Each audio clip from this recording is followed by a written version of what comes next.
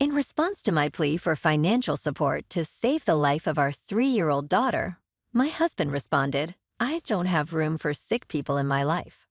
Then he brought in his new mistress and tossed us out into the streets. He slammed the door in our faces while I stood there sobbing and holding my daughter. He was unaware that I developed a revenge plan as a result of his betrayal. By the next morning, when he woke up, his perfect world had already started to crumble.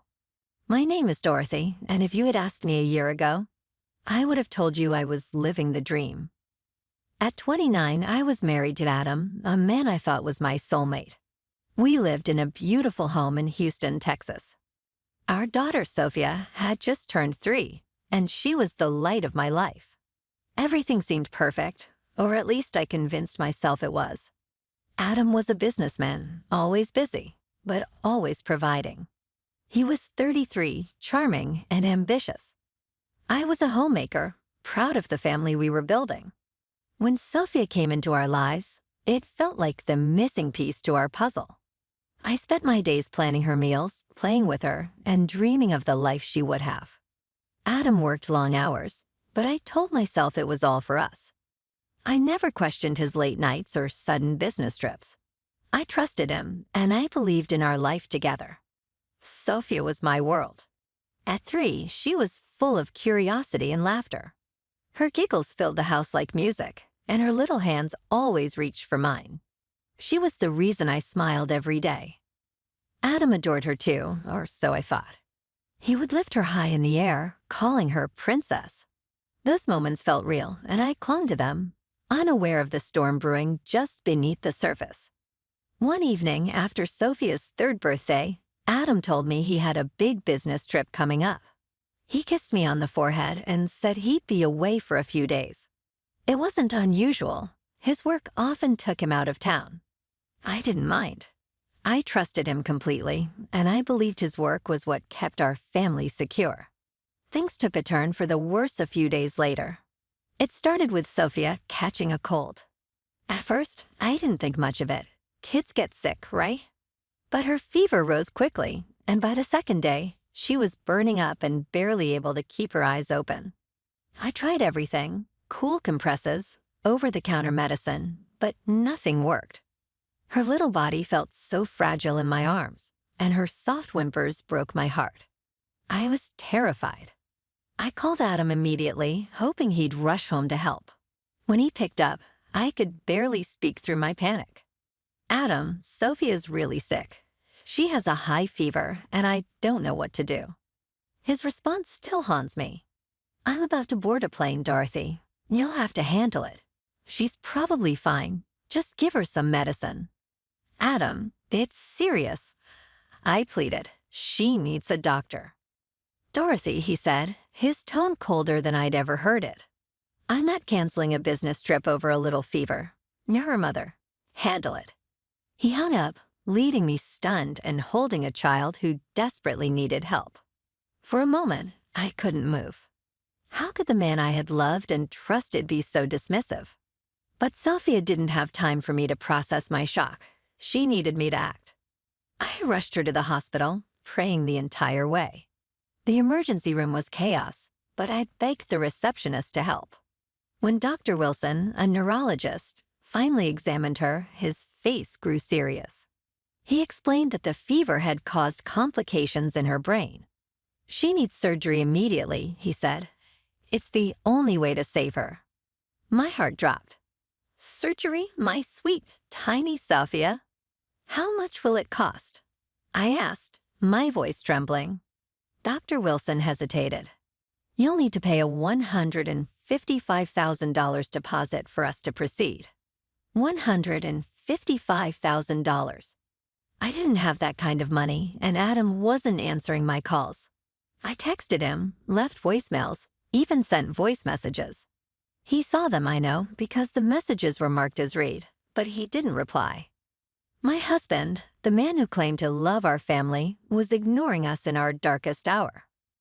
I sat in that cold hospital corridor, holding Sophia's limp hand and crying like I'd never cried before. I didn't know what to do. Then it hit me. I had no choice. I ran home, grabbed my jewelry box, and returned to the hospital. I sold every piece I had, my wedding ring, family heirlooms, everything. It still wasn't enough, but I begged the jeweler to advance me the rest. By some miracle, he agreed. I handed over the deposit, and Dr. Wilson and his team moved quickly. Hours felt like years as I sat in the waiting room, praying for Sophia's life. When Dr. Wilson finally came out, he gave me a small, reassuring smile. The surgery was successful. She's going to be okay. Relief washed over me, and I fell to my knees, thanking him and the team for saving my daughter. Sophia was alive, and that was all that mattered. But even in that moment of gratitude, questions gnawed at me. Where was Adam? Why hadn't he cared enough to respond? My heart began to crack, and though I didn't know it then, it was the beginning of the end. My perfect life was shattering piece by piece. I had no idea what awaited me when we returned home. When Sophia and I finally returned home from the hospital, I was emotionally and physically drained. All I wanted was to put her to bed and rest after the nightmare of the past few days. But as I pulled into the driveway, I noticed something strange. Adam's car was parked in the driveway. My heart lifted for a brief moment. Maybe he was here to explain, to apologize. Maybe I'd misunderstood his silence during Sophia's crisis. Carrying Sophia in my arms, I approached the door. I could see the lights on inside and hear muffled voices. Something felt off, but I couldn't put my finger on it. I opened the door, and what I saw stopped me in my tracks. Adam was standing in the living room with a young woman I'd never seen before. She was tall, with perfect hair and a smug smile that made my stomach turn. They were laughing, standing far too close for it to be innocent. Sophia whimpered in my arms, sensing my tension. "Adam," I said, my voice trembling. "Who is this?" He turned to me, his expression calm, almost indifferent.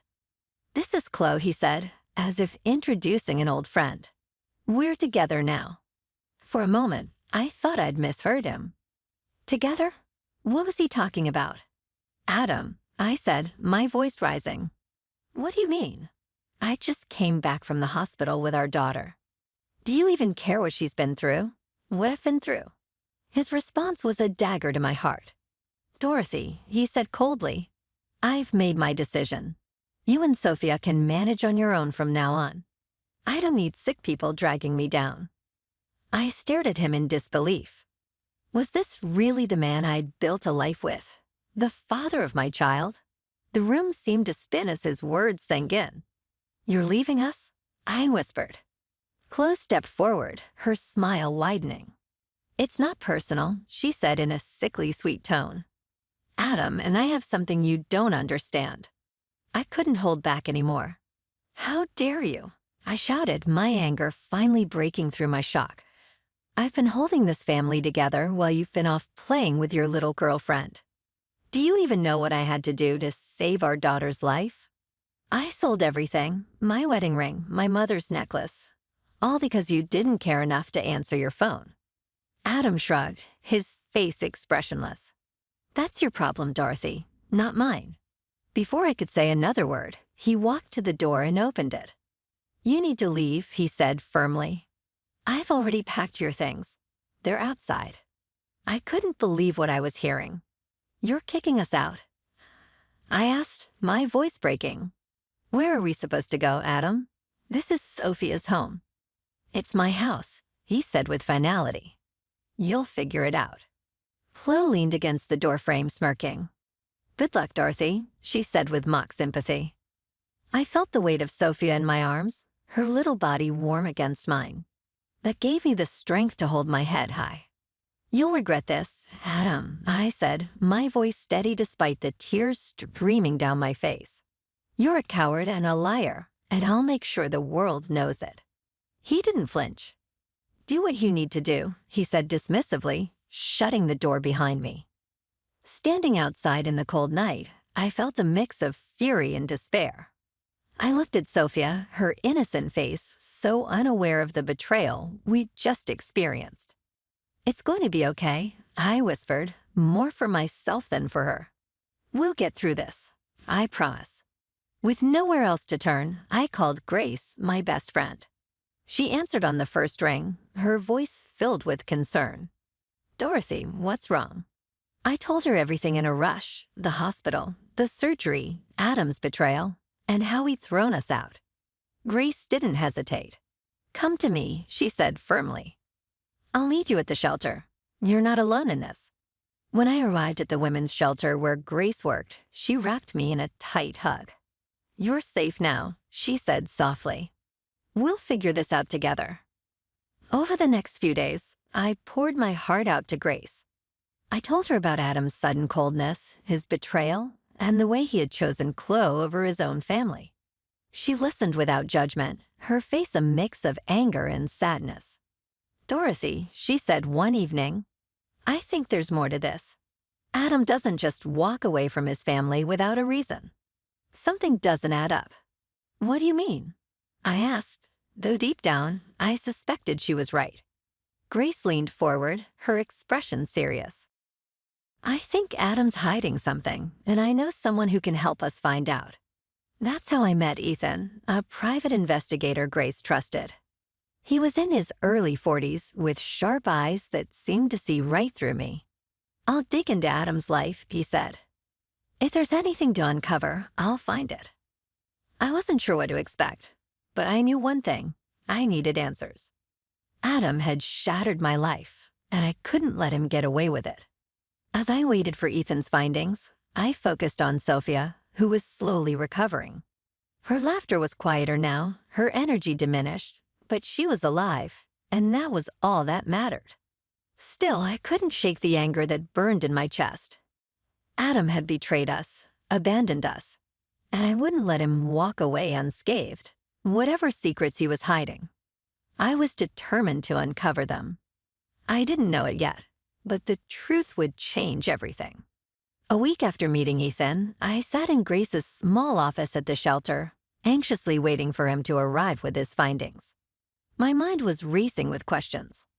What could Adam possibly be hiding? Was this betrayal just the tip of the iceberg? Sophie was playing quietly in the corner, her soft giggles a small comfort amid the turmoil. When Ethan finally walked in, his face was grim. He carried a folder under his arm, and the weight in his eyes told me he had found something significant. Dorothy, he began, setting the folder on the desk. You need to brace yourself. What I've uncovered isn't just about infidelity. It's much worse. My stomach sank. Grace reached out and squeezed my hand, her silent way of telling me I wasn't alone. Tell me, I said, my voice steady despite the storm brewing inside me. Ethan opened the folder, revealing photos, documents, and transaction records. Adam and Chloe aren't just having an affair, he explained. They're business partners, illegal business partners. They've been running fraudulent schemes, laundering money, and even funneling funds into offshore accounts. I stared at him in disbelief. You're saying Adam's a criminal? Ethan nodded. And he's been doing this for years. It's likely he's been using his legitimate business as a front. Chloe isn't just his mistress. She's his accomplice. Together, they've built a web of lies and illegal activities. The room felt like it was spinning.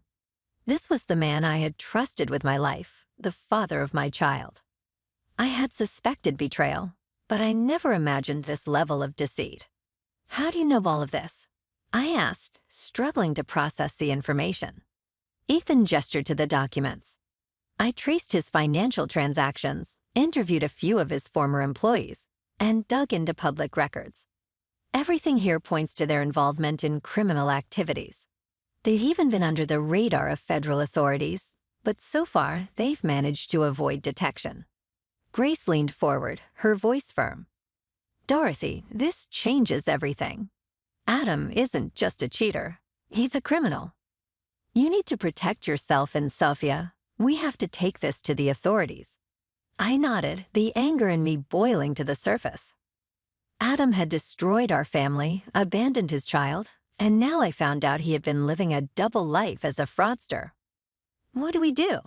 I asked, determined to fight back. Grace and Ethan shared a glance before Ethan spoke, We start by building a case.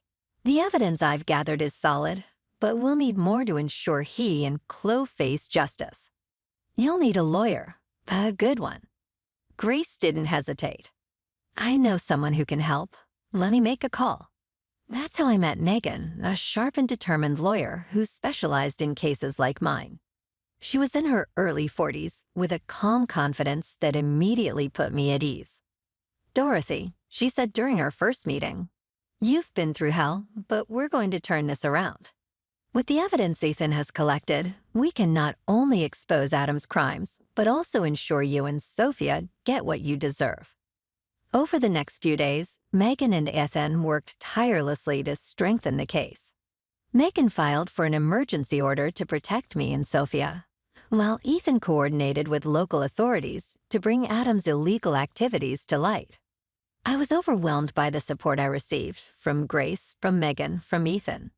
For the first time since Adam had kicked us out, I felt a glimmer of hope. The turning point came when Ethan orchestrated a raid on one of Adam's business properties. With the help of law enforcement, they caught Adam and Chloe red-handed, finalizing a fraudulent deal. The arrest was swift, and the news spread quickly. Watching the footage of Adam being led away in handcuffs was surreal. This man, who had once been the center of my world, now looked like a stranger. When Megan called to tell me the charges against Adam and Chloe were solid, I felt a strange mix of relief and sadness. Relief that justice was finally catching up to them, but sadness for the life Sophia and I had lost. Still, I knew we couldn't move forward until this chapter was closed. The court date was set, and Megan assured me we had a strong case. "Dorothy," she said, "you're going to have to testify. The court needs to hear your story. The sacrifices you've made, the betrayal you've endured. Are you ready for that?" I hesitated. The thought of standing in front of a judge and strangers was daunting. But then I looked at Sophia, playing happily in the corner of the room, her laughter a reminder of what I was fighting for. "Yes," I said, my voice steady. "I'm ready." As the trial approached, I steeled myself for the battle ahead. Adam had tried to break me, to destroy our family, but I wasn't going to let him win. With Megan, Grace, and Ethan by my side, I knew I had the strength to face him and to ensure that justice was served. What I didn't know was just how much this fight would test every ounce of resilience I had left. The day of the trial arrived. Standing outside the courthouse, I held Sophia's hand tightly. Her wide eyes looked up at me, full of trust, reminding me why I had to face this day. It was for her, for our future. Grace and Megan stood beside me, their support unwavering. Moments later, Ethan joined us, his calm confidence reassuring. "We got this, Dorothy," he said. "The evidence is solid." As we entered the courtroom, my heart raced. The room's grandeur, with its towering judge's bench and rows of seats, was intimidating.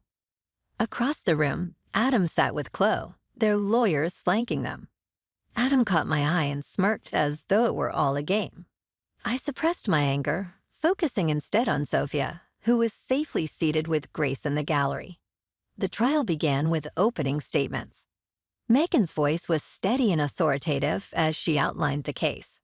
Adam's betrayal, his illegal activities, and his abandonment of his family. Listening to her, I felt a surge of pride. This fight was no longer mine alone. It was a united effort to reveal the truth.